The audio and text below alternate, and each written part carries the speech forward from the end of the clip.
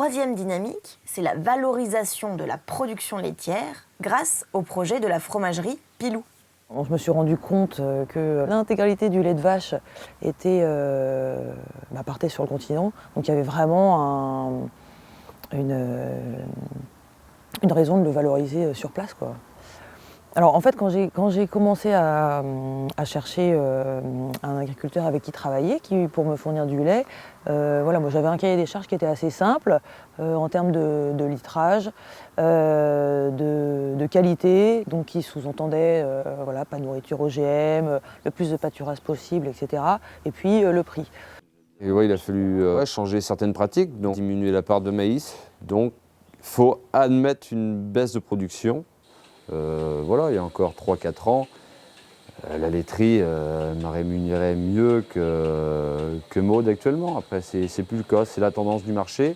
On a fait une moyenne au prix où Maud s'y retrouve et nous aussi maintenant sur la ferme. La production totale sur l'élevage, on est à 260 000 litres de production. Donc il y a un tiers qui part à la fromagerie, donc avec Maud.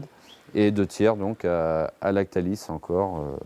Franck m'amène le lait où je vais le chercher et ensuite je le fabrique directement, donc je ne le stocke pas. C'est vraiment le lait super frais que je fabrique directement, soit en tome, soit en pilou, en pâte pressée, etc. Et du coup après le process de fabrication, il s'étale sur quelques jours, parce qu'il y a plusieurs temps, le temps de pressage, salage, après la mise en cave, etc.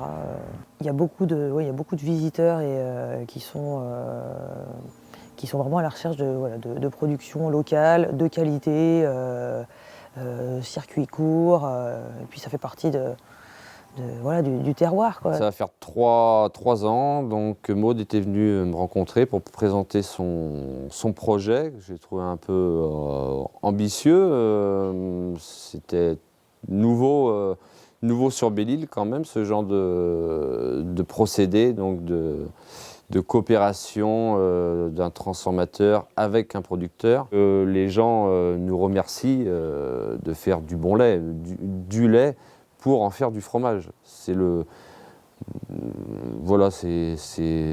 gratifiant. Il a fallu attendre 10 ans pour que je m'en aperçoive.